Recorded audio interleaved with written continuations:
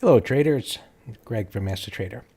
So, yesterday I uploaded a video answering a question from a subscriber about using which time frames for swing trading and how far was the look back. And I explained how far the look back is related to what's directly to the left. And we don't have to look back, as they had asked it.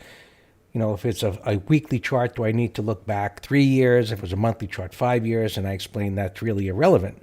It's what's directly to the left, and that's how far back we look.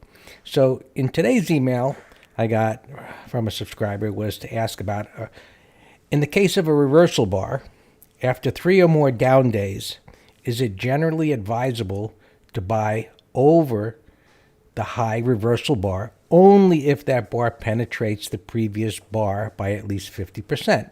In other words, how far did it retrace into the prior reversal bar, and then should I buy it? It's another question that really doesn't relate.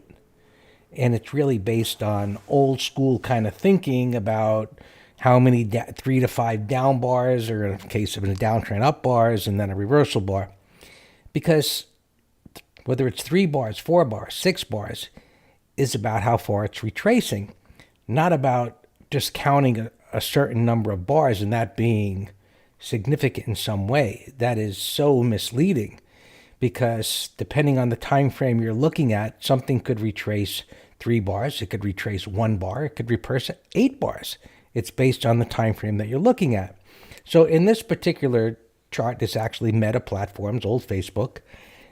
What you'll see is in the uptrend, in no time did it ever retrace 3 or 5 bars and reverse, because it was in such a bullish trend.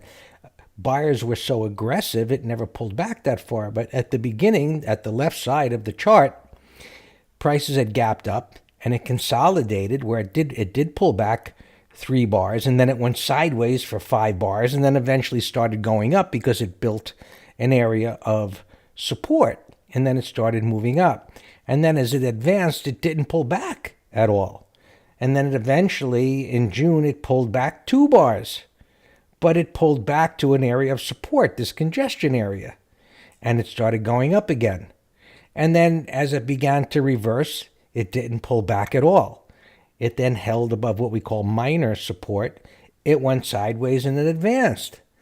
Now, it eventually pulled back 3 bars, but it pulled back in such an aggressive way to mean there was institutional selling at that time. And it preceded the high in the move. But when it pulled back at that point, it pulled back to support. It began to stabilize. If you apply what we call bar by bar analysis, the momentum stalled. And then here, where it tried to dip down, which it did intraday, and it went back up, at that point, buyers felt confident enough to buy the dip because it created this support, and then it went up. And this was the point, well, the 28th, we actually got the heads up from our market internals back here, right, on this day. That risk for longs was increasing dramatically. And this continued to go higher. It was the strongest stock. And then it started this move down. So now it's pulled back. It's violated the uptrend because it broke through what we call major support, the pivot prior to the higher high. So it's no longer in an uptrend, and it's pulled back deeply. So now it's gone up 1 day, 2 days, and we've got a reversal bar. So at this point, did it retrace more than 50% into this bar?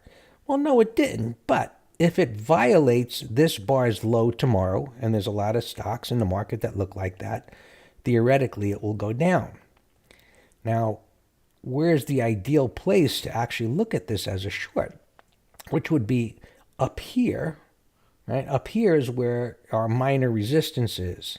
Now, I don't know how tomorrow is going to open, but if this gaps up a deep distance into this red bar and takes out this high, as an intraday trader, you should actually look at this as a long trade coming up into this area. And of course, we'll look what the market's doing. We'll cover this in the pre-market review at 9 o'clock in the morning. We'll see which way things are gapping, and we can consider this one.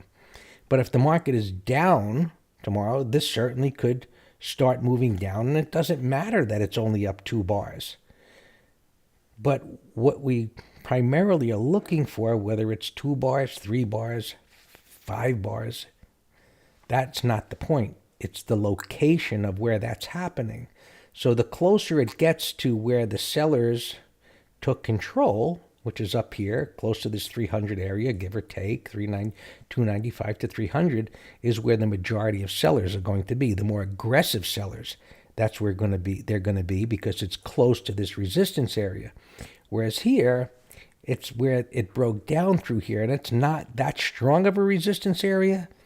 But if sellers are that aggressive and we see things are going down tomorrow, well, who cares whether it was up 2 bars or 3 bars? We got a reversal, and if it breaks this low, it should be going down. We'll see. If it gaps up tomorrow, well, as I said, it could move up into this area. But if this did move up, and let's just say it moved up 2 or 3 bars, well, depending on how strong buying was at that time, it could move up into this area on 2 bars. It doesn't have to be 3 bars. It's just that it would be a larger bar on any given day to reach the reference point we're looking where sellers would be. So I hope you get this point that whether it's 2 bars, 3 bars, 5 bars is based on not only the time frame that you're looking at, but also where is the reference point where the more aggressive sellers are going to be.